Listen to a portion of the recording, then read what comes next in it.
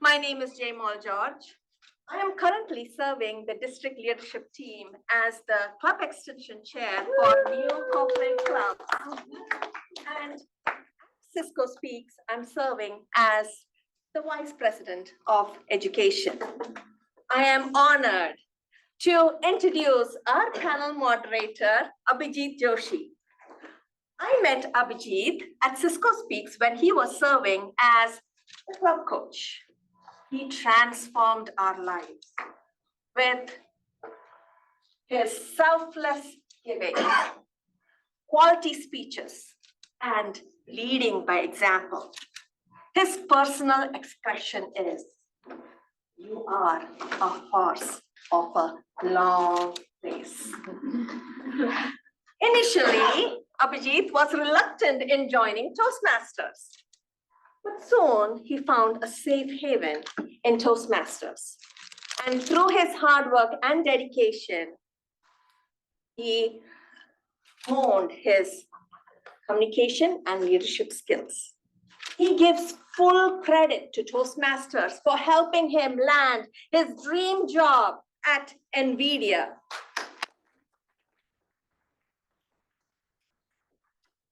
Delivered over 400 speeches in various clubs, continents, and corporations. He is deeply grateful to his mentors and mentees for helping him transform. Now with that, let's all welcome Abhijeet Joshi.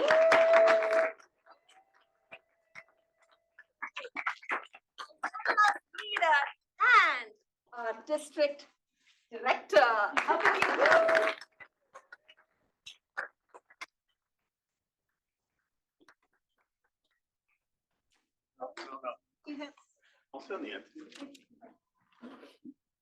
We have an amazing panel today. Let me introduce each one of them.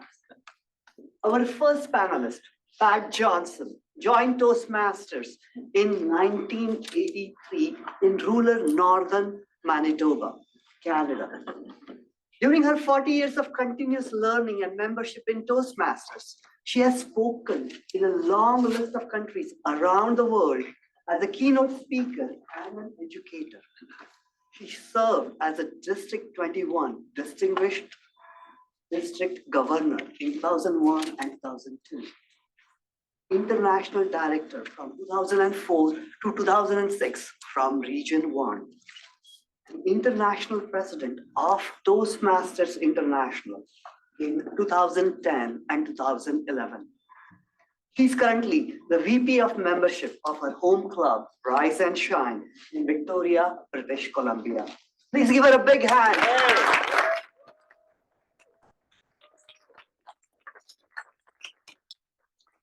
Our next panelist, Ed Tate, is an award-winning international keynote speaker, a trainer, an author, and former executive worldwide. He's known as the speaker who energizes, educates, and entertains. To date, he has spoken professionally in 50 states, 25 countries, and 5 continents. Ed won the American Idol of public speaking, becoming the 2000 World Championship of Public Speaking.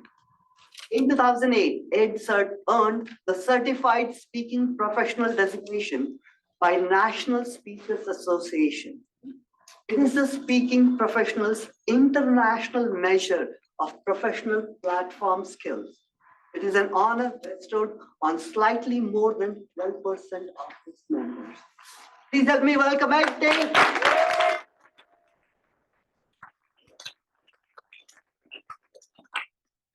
Our third panelist is esteemed Sheryl Roush. In 1993, she was the youngest woman and the 20th overall to earn the Toastmasters Elite designation of accredited speaker. As of August 2022, only 90 have earned that professional designation in 146 countries since 1981. She has also been a past district governor from District 5, San Diego. Sheryl is a proud author of the TI-sanctioned Heart of a Toastmaster book, which received the Best Anthology from the International Book Awards, publishing true stories by 135 members. Please help me welcome Sheryl Roush.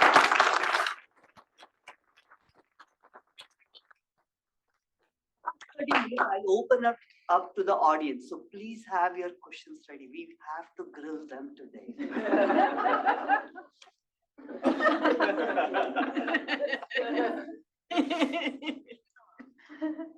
The Toastmasters motto is where leaders are made. Through developing our communication and leadership skills, we become better representations of who we are. Each of our panelists has a different path to develop and express their leadership. And we want to explore that with them. My first question, Pat, like many of us, your leadership journey started at the club level and went all the way to the president of Toastmasters. When did you decide that Toastmasters leadership was the path you wanted to pursue? And how has your leadership changed you and your life? Well, that's just a small question. Yeah. I don't know what you're Hold for on, the rest. I'm gonna make some notes. All right, I'm listening. I'm done. Well, first of all, I will say that, like perhaps some of you, I came to Toastmasters not to learn how to speak, not to learn how to listen, not to learn how to think. I came because I was terrified of walking into rooms where there were actually people. So I was super shy. I still am super shy, but Toastmasters has given me the skills so that I can actually socialize and be amongst people in a room now. So thank you for Toastmasters that we don't have to meet in a parking lot. Run away. I started out in a club in my small community. I lived in a rural community up in northern Manitoba in Canada, where there wasn't a lot to do, but I was involved in an education program at a university that we were doing distance learning. And I had a very embarrassing situation where the person that didn't like to be around people was asked to speak. And I was actually asked to introduce one of our senior leaders in the country of Canada as part of this university course. It was awful. It was awful for me. It was awful for him. It was awful for the whole class to suffer through this. And somebody after, just to make me feel so good, walked up and said, "You should find out about Toastmasters." And I went, "What is that?" I thought, is it a pill you take to do away with it? 9 months later, I actually located. Now remember, I live in a community of 3,000 people. It took me 9 months to find out where they met, so I wasn't highly motivated. I opened the door and I went to go down into the basement of the church where the meeting was held. And I got the door halfway open and I could feel my urge to just close the door. And there was this voice said, "Welcome to Toastmasters." And dang. And to top it all off, I knew him. So I had to go in because there was shame involved. I went in, and at the end of that meeting, they invited me to join. And that made the difference in my whole life. It changed the projection of my career, the way I felt about myself, the way I saw myself. And I've been in Toastmasters for over 4 decades as a result. I never chose leadership. It chose me. It was an amazing thing because I always, as a child and as a young adult, felt that I had this busy brain and I had all these ideas that just spun endlessly, but I had no way of articulating them. And I finally found, when I was in Toastmasters, found my voice. And then somebody I knew socially got elected as the district governor in those days and phoned me up because remember, I'm in a very rural community and they're looking for an area director, now called area director. So Lena called me up and she said, "Hey, Pat, we're looking for an area director in Toastmasters. Would you be willing?" And I said, Don't know what that is. It chose me. I don't know what it is, but if you want me to do it, I trust you and I'll do it. That was my first leadership experience. Except just before that, I got innovative, and I'll talk more about this tomorrow. But I decided that our Toastmaster Club really didn't get a lot of publicity. And so I went to the local newspaper and I said, can I write a weekly article about what we're talking about in Toastmasters? Because there's a lot of brainy people in Toastmasters. And they said, we're always looking for interesting stuff. Will it be that? And I said, guaranteed. So I reported on what the topics of the presentations were each week and the table topics and who won. And it was people started stopping me on the street. So again, just found innovative ways to use my brain. When I went on, I became an area director, and mentor found me. I didn't find them. I didn't know there was such a thing, but he said, you could be a great area director. Let me help you. And I said, okay. And so I was area director of the year in our district. Wow. And I thought, oh, this is kind of good. I went on and I was division director. And then I was really prepared to go on to district leadership, because now I was hanging around with the team and I was liking what they were doing, and my confidence was building. My personal circumstances changed. I sold everything I had. I bought a train ticket, and my son and I went to the other side of the country on the train with a suitcase each, and introduced ourselves to a brand new district and life. And so that was, I started over again.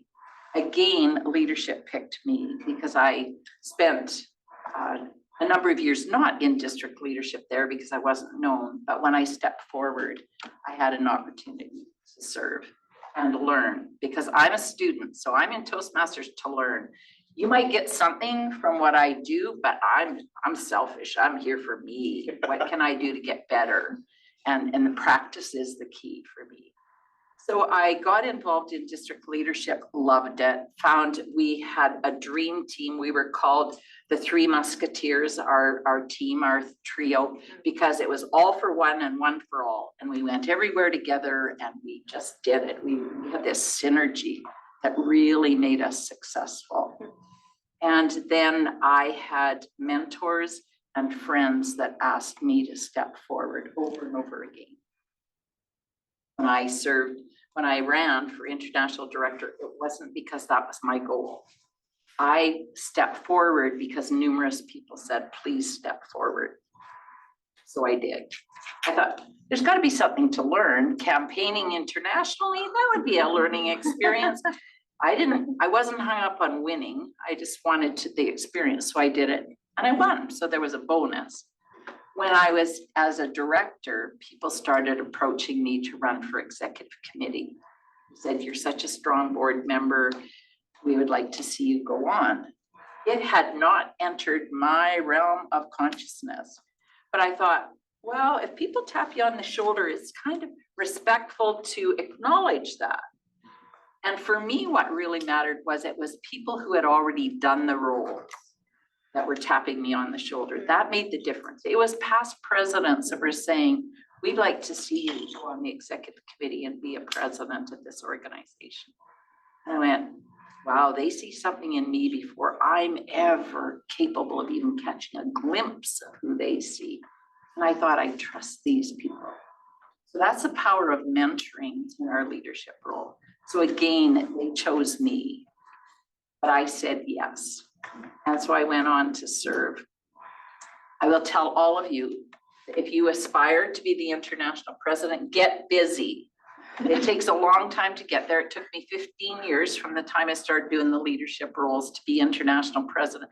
But it is the very best job. It's an amazing experience to serve around this globe, this organization. You were the fifth woman, right? I was the fifth woman to serve and the first Canadian woman. Woo! So that's, yeah, it changed.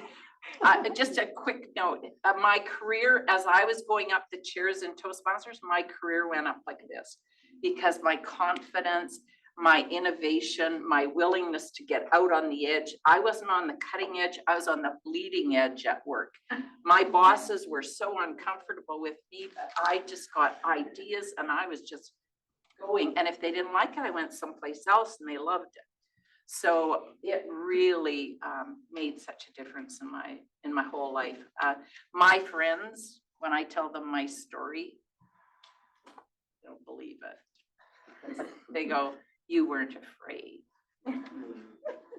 Yep. And I got school friends that can vouch for that. Yeah, leadership picked me and I'm glad it did. And I'm glad I said yes.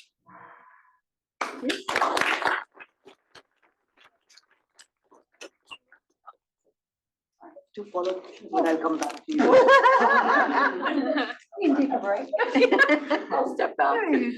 Ed, in 2000, you won the World Championship of Public Speaking, following Dana, Mark Brown, Willie Jones, and others. You reached the peak of recognition as a speaker in Toastmasters.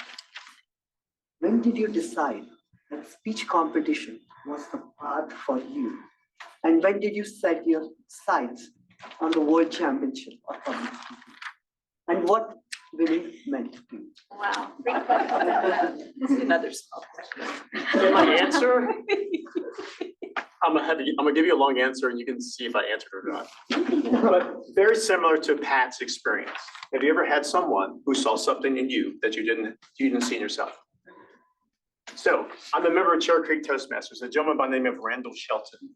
He's a founder of Cherry Creek Toastmasters in Denver, Colorado. Every freaking week, he says, "Ed, you need to enter the World Championship of Public Speaking." Now, I don't know about you. I felt like, hey, I'm good around here. You know? But what are you talking about? And he was after me for 18 months. And it finally got awkward. It got weird. It got to the point where I was thinking about quitting, you know? So I had a conversation with Randall. So Randall, all right, here's the deal. I got a job as a director of the Rocky Mountain News, which is a newspaper. Now, you mentioned newspaper earlier. For the TikTok bunch, a newspaper.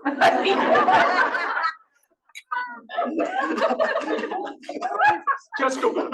Just Google it. I don't have time to explain. I know they all have talent. They looked it up already. Anyway, so I say, Randall, here's the deal. I'm going to compete in this competition one time only.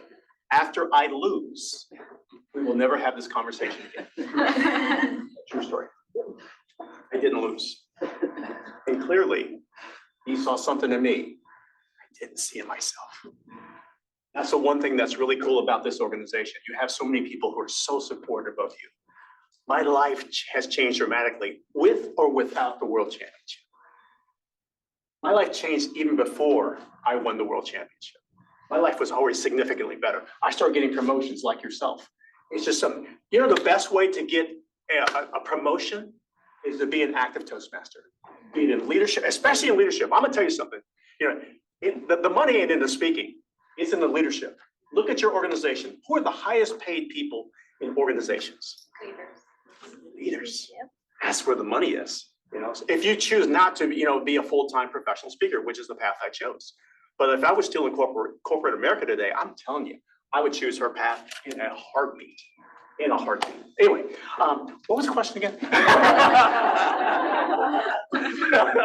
a quick interruption.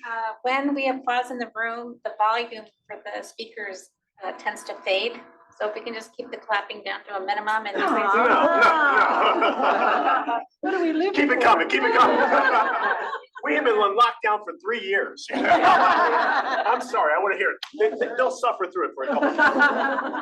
Then just speak over the clapping then. Yeah. All right. Oh, okay. All right, we'll do that. So what was winning meant to for you? I never anticipated winning. It was a couple backstories. It was the night before the World Championship.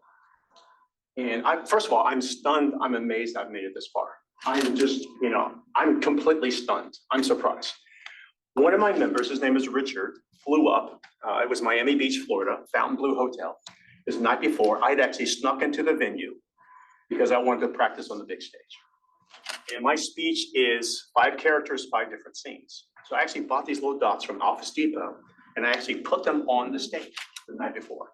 Anyway, so Richard says to me, he says, well, how's it feel to have defeated anywhere from 25,000 to 35,000 people? I said, what in the hell are you talking about? Yeah.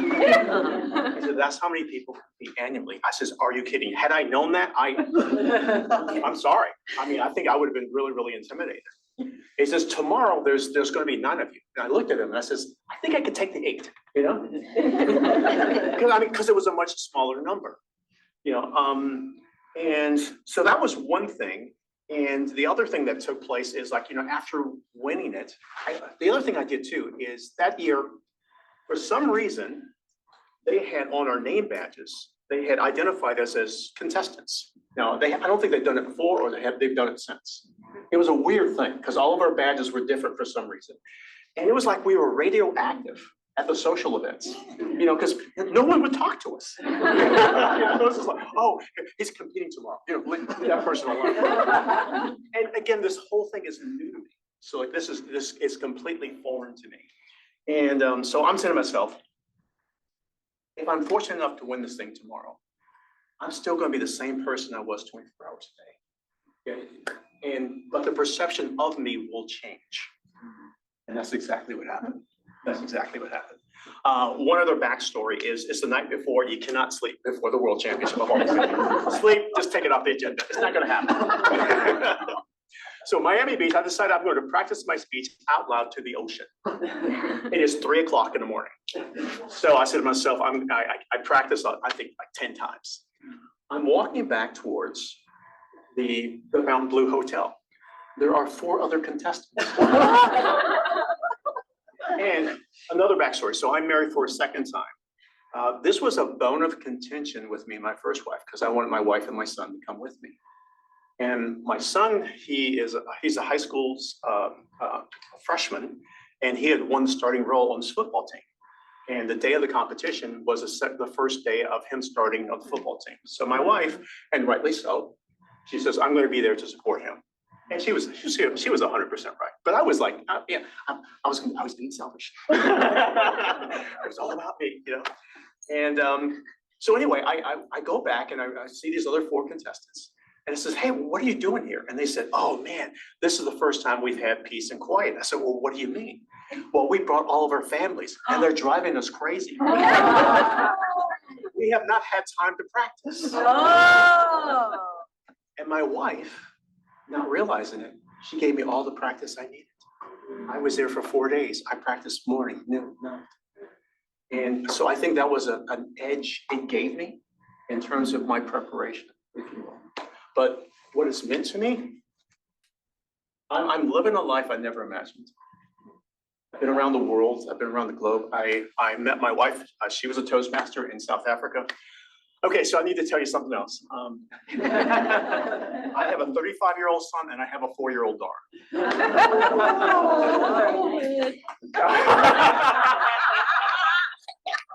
All right, here's the rest of the story. So my wife, when I met her, she says, well, there's something you should know about me. She said, you know, like when we started dating, she says, well, I can have children. I'm thinking, you. And, you know, 5 years into our marriage, that's when one day she got sick, she got ill, and she had been told her entire life she can't have children because she had fibers or tumors, things of that nature. And we've had no less than 7 doctors tell us that the fact that our little girl's a miracle. So anyway, my life, that has been the gift I've never anticipated. So, and this 4-year-old, she's got me wrapped around her finger. Going back to your story, when you were in the club, Mhm. there was someone who was encouraging you to take that next step. Randall Shelton, yes. So many times in our lives, we have those people coming into our lives, asking us to take that step. Yes. Sometimes I feel we complain about how things are rather than thinking that, why did you take that next step? And how do you encourage us to take that next step? Say it, you wanted to shut him up. That's the short answer. I'm done. No. The environment was so encouraging. I've never experienced anything like Toastmasters ever before in my entire life. It was so encouraging. The word you used over and over again, I trusted him. I trusted him. I trusted him that I would not fall on my face. I would not be humiliated. You know, there's this thing that says that the number one fear is public speaking. That's not true at all. The number one fear is not public speaking. The number one fear is public humiliation, is public embarrassment.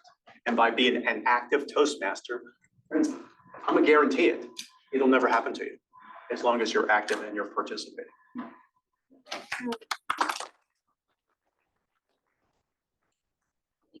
Let's just you speak up. Okay. Afraid of public humiliation? Project. Yeah. In 1993, you were the youngest in the world to be honored as the Toastmasters, honored by Toastmasters with the elite accredited speaker designation. In your Toastmasters journey, you didn't see the journey of increasing leadership or speech competition, but you chose this path.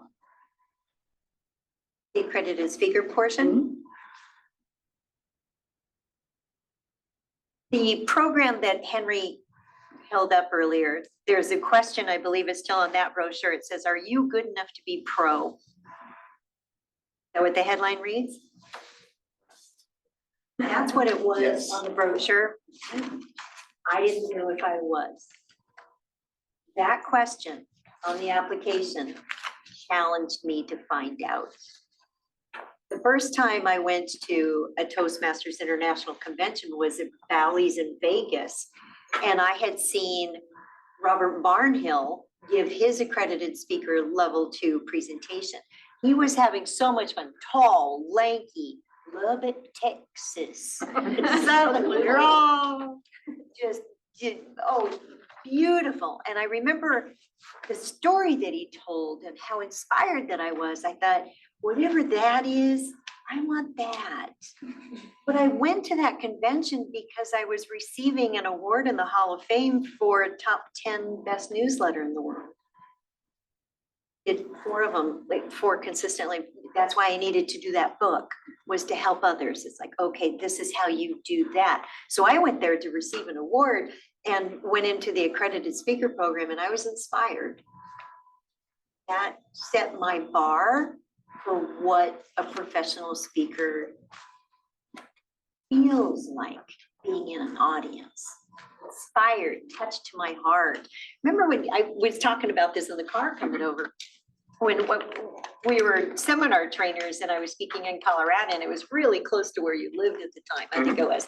And he saw that I was coming into town to give a seminar, and it was on designing marketing materials. He says, hey, can I buy you lunch? I want to ask you some questions.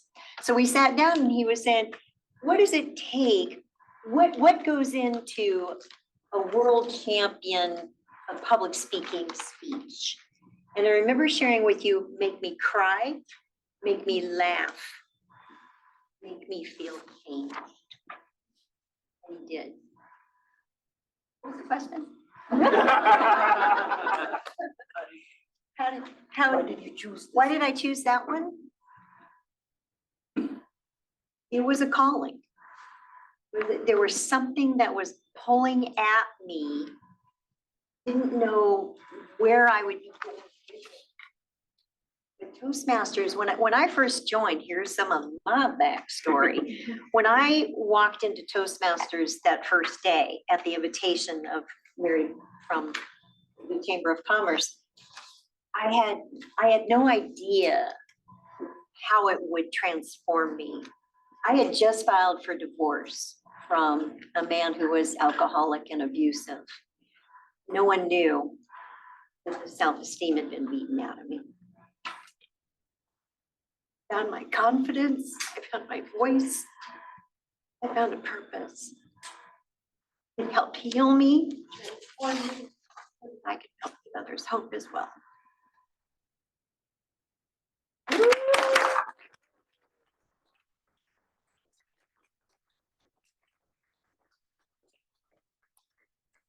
You agree with that? because Toastmasters does.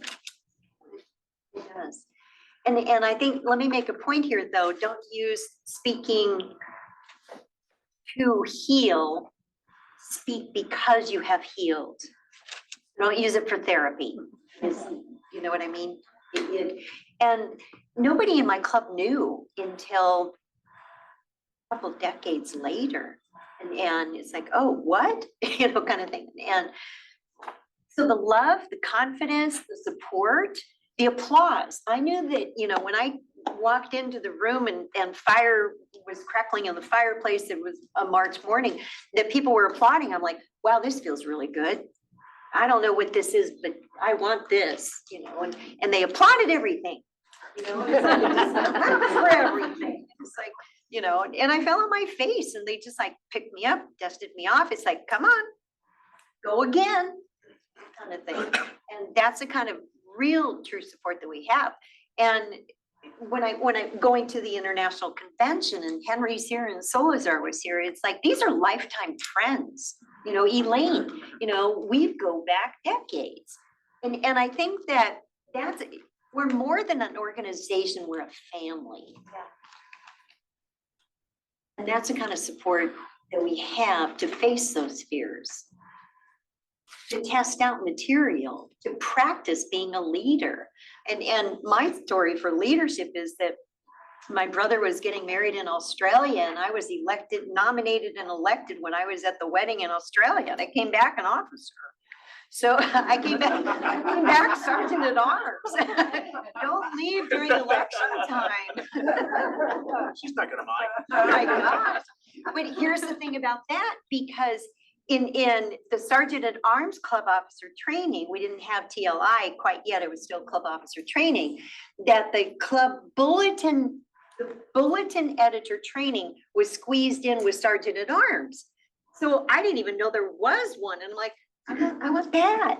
I want that. Because see, this is like a smorgasbord. You get to go, I want that. Oh yeah, I want that. Oh, I want more of that. You know, whatever that it is, you know, everything is here.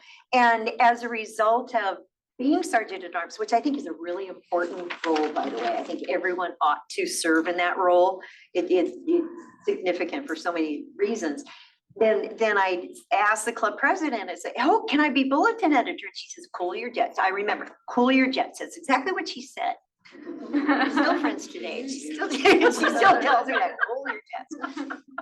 And so then the next term I was bulletin editor, and that's when it won top 10 international in the world for club bulletin, which then was recognized by the district, because then the district said, hey, would you do the district newsletter? So then doing that and that, all of that, and then going to the international convention and seeing Bob Barnhill and the accredited speaker, it's as if there's a mosaic that we walk, or a tapestry that we think we start going over here and then we end up world champion. We come over here and it's like, oh, you'd be good as international president. I believe in you. You know, and it's when we align with what we are to be doing, and we trust the flow, trust the magic, is how our experiences in this organization are truly transformational. If you think about how you were, how you are, and what you are becoming, boy, it's amazing. Did that answer the question? Kind of, sort of.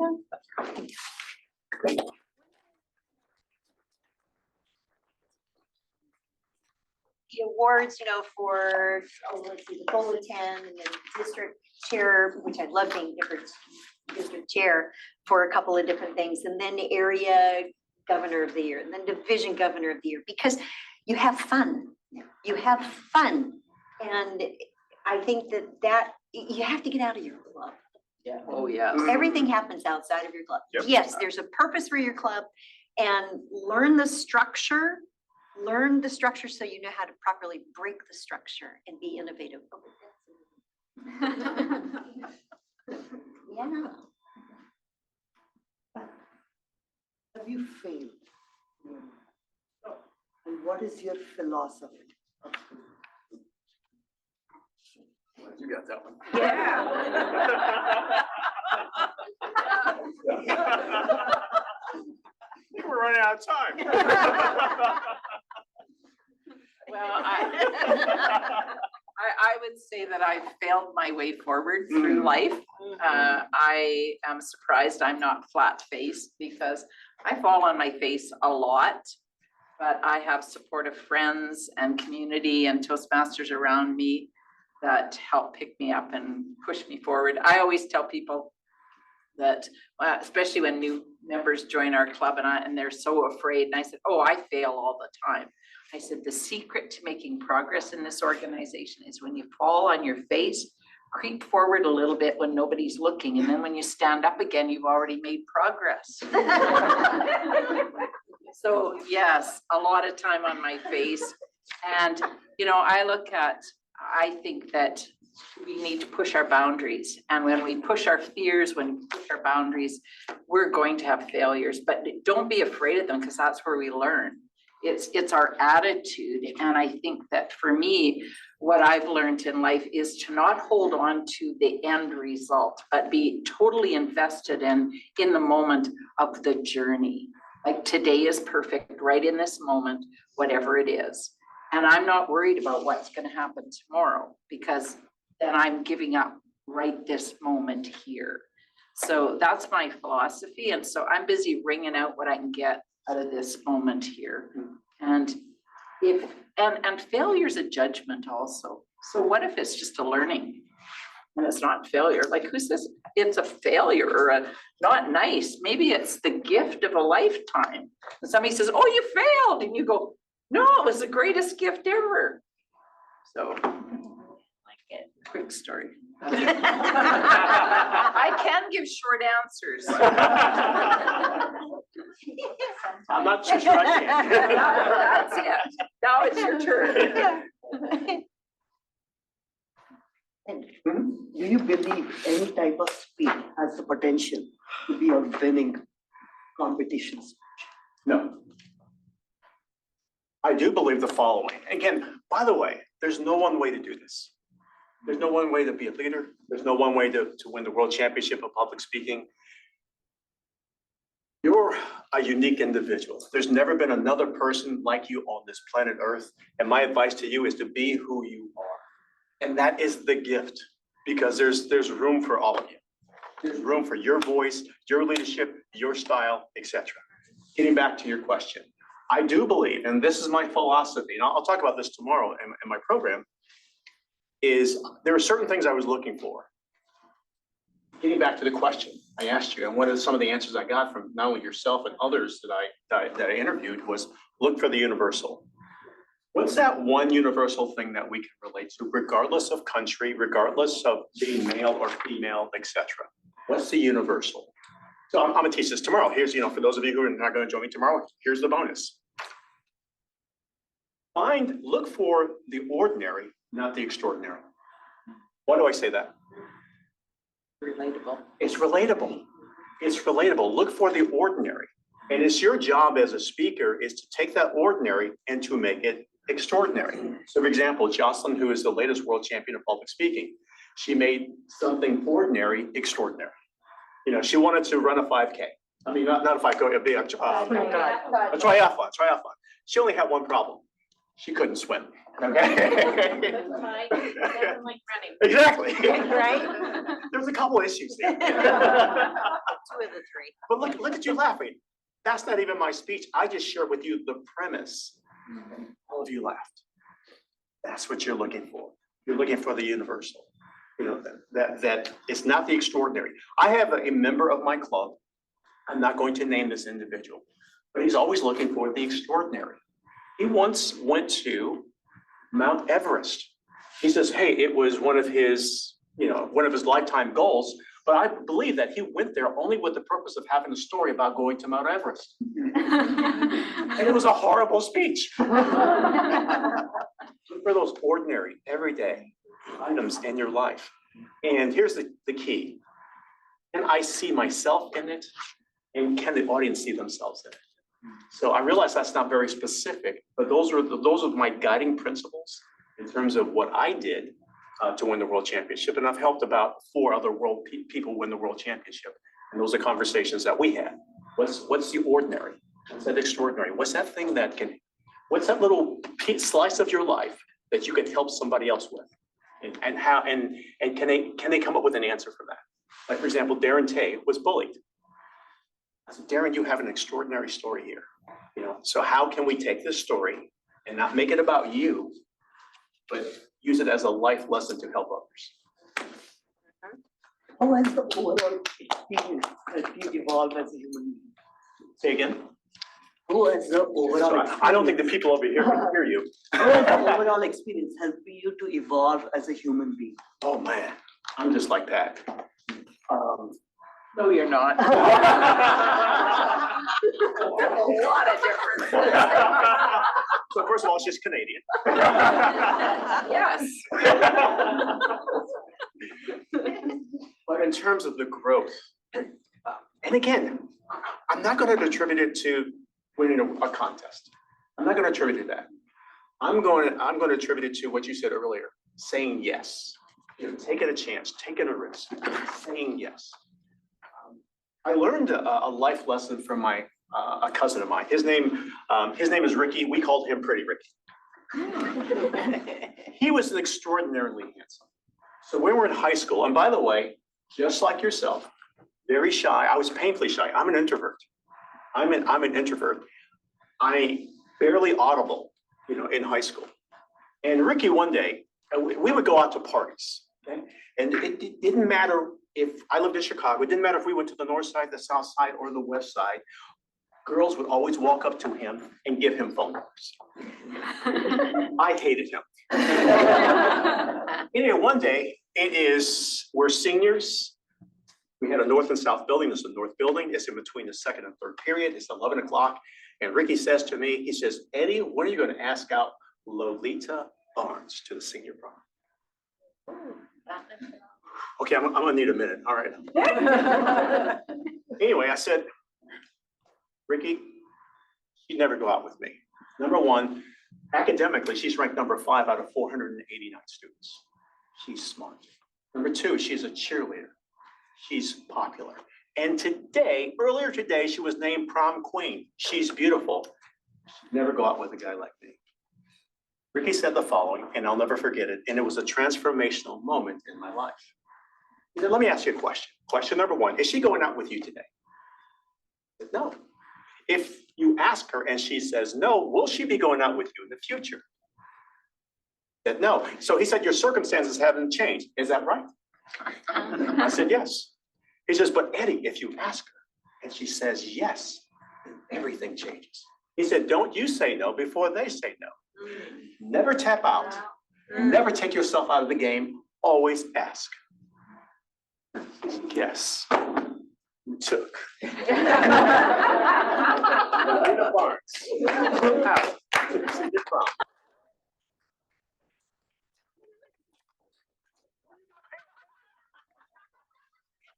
Told you he was pretty.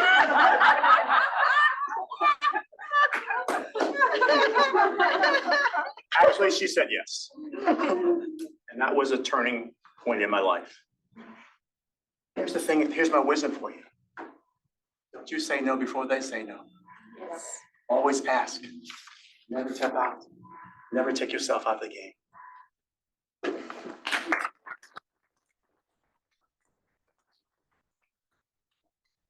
I will take that advice. Sheryl, if you had to start your Toastmasters journey again, what would you do differently?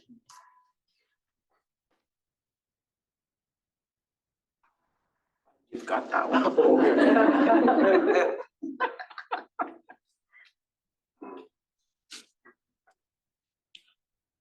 Be bolder sooner. Mm. Be bolder sooner.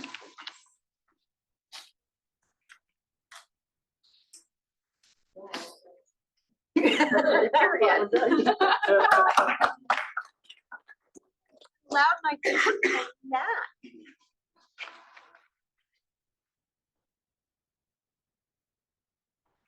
I think what happens is we believe the voices of the people around us that didn't believe in us. before we believe the voices of the people that do believe in us.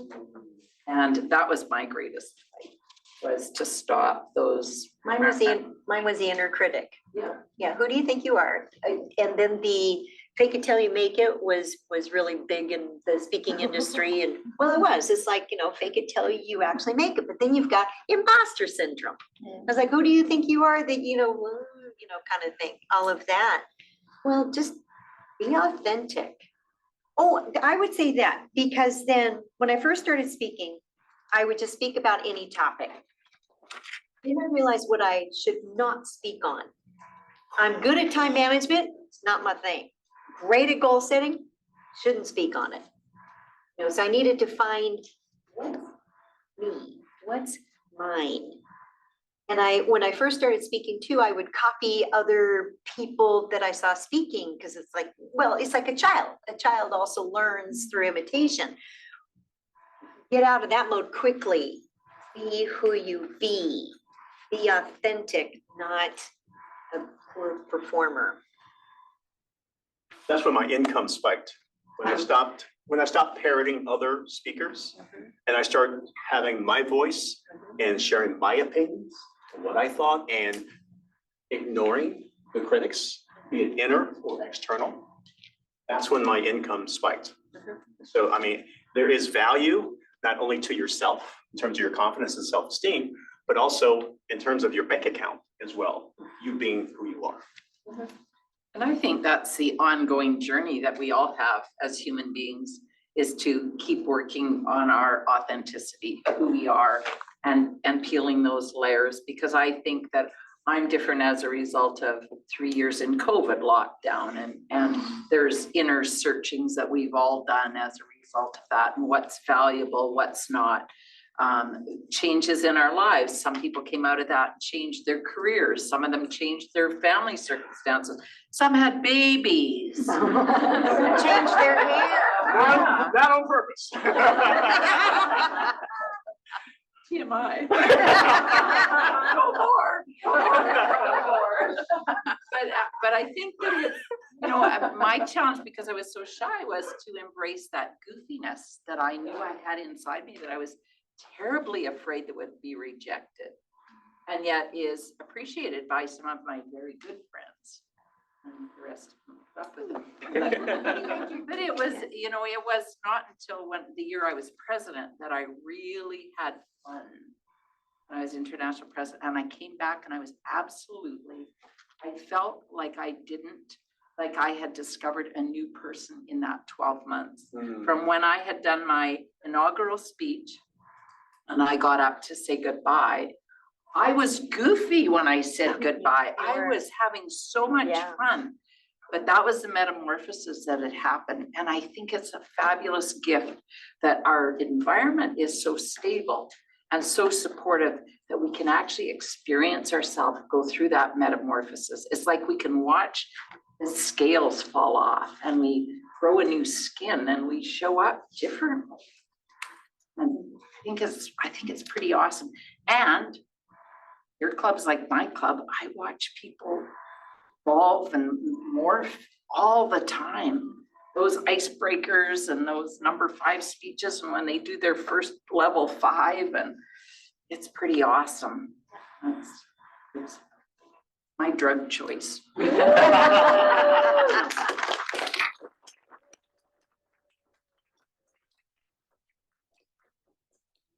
The environment that we live. Well, for me, it is, because I trust my members, and I think they trust me, and I think it is safe. I'm the first compliment I ever remember getting in my life was in a Toastmaster meeting. The first time I ever had somebody say to me, "Good job," was in a Toastmasters club, and I was in my 30s. So my story was not different than Sheryl's. And it's amazing if you go back and you have the opportunity to do research on people that excel in Toastmasters, and just one group, the international presidents, if you go back, almost all of them have really hardship stories. It's just really interesting. A lot of them grew up in small towns, deprived families, struggled for education.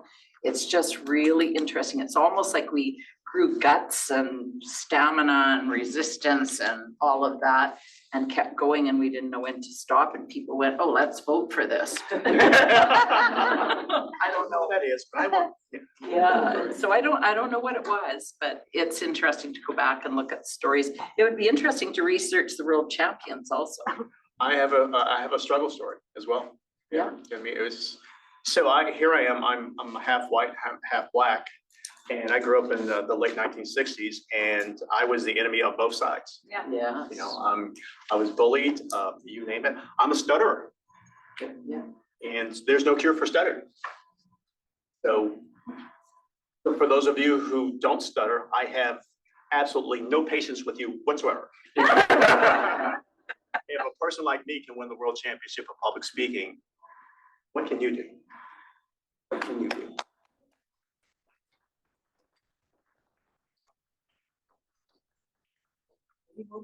But I think we are running out of time. We're just getting good. Bring them back tomorrow. One last question from the audience, just one. I want to learn how to speak to connect. Give me some ideas. I'd love this one. Speak to the heart, not the head.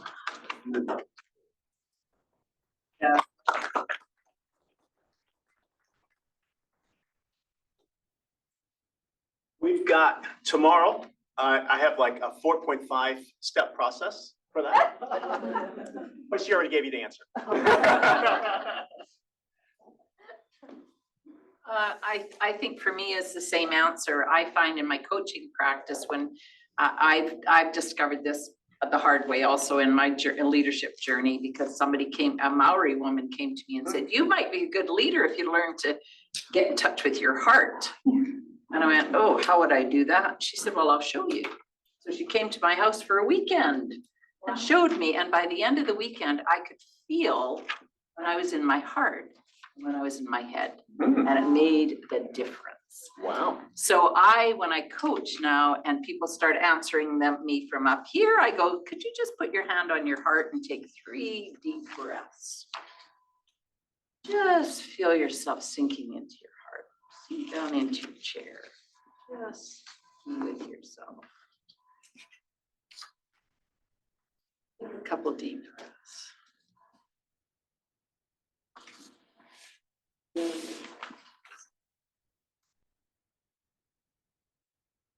Now, answer the question. What would you need to do? Connect with me.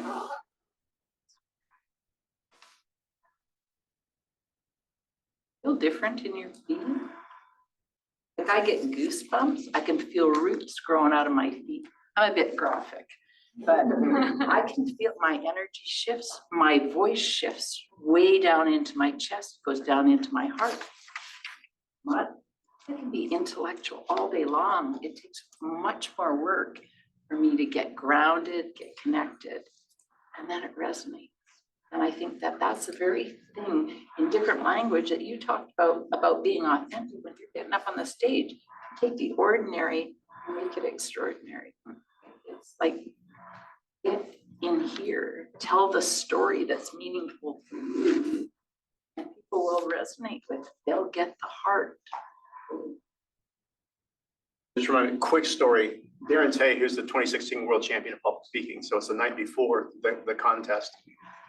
And he's so focused on the trophy. And then finally I say, forgive my language, forget that freaking trophy. There's someone who's suffering in silence in the audience, and they need to hear your message. I want you to direct that message to them. I want you to give that speech to them. Forget the trophy. You have no control over the trophy whatsoever. But you can control changing one person's life.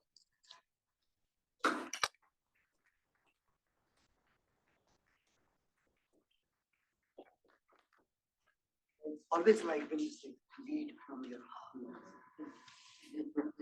Well, Good exercise too. I look for clues in life, and as a leader, I'm always reading and looking, and music is a very important part of my life. There was this song that the Canadian tenors were singing, and it's sung by other people, but it was entitled Lead with Your Heart. And I could not get this song out of my head. For 2 years, every time I would get in a car to drive somewhere, I would start singing this song. And I'm like, stop it, leave me alone. And finally I went, I just need to sit with this music and play it over and over again and connect with it. Quit fighting the message. And I wrote a whole keynote speech out of that inspiration from that song when I took time to just be with it. I heard what it was saying to me. And It's a beautiful message too. just last week I got home from the international convention. I was just like exhausted. And guess what I did? I reached over to Spotify and I typed in Lead with Your Heart. And I sat and I played it. And Nigel said to me, what are you playing? And I said, I'm playing my rejuvenation. Oh. By the way, we have that keynote on District. You can check. That one? Yeah. Good, I'll go watch it.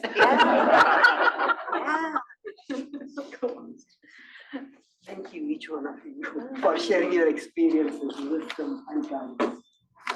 The words of our past president, resonates strongly with us. If you get out of Toastmasters, all you can get out of Toastmasters.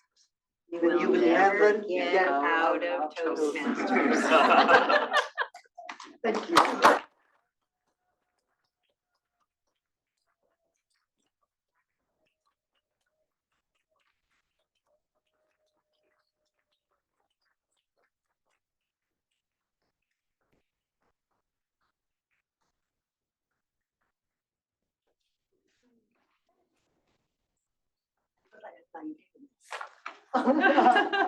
Thank you so much for this amazing panel. Our takeaway is, are you you? Connect with your heart.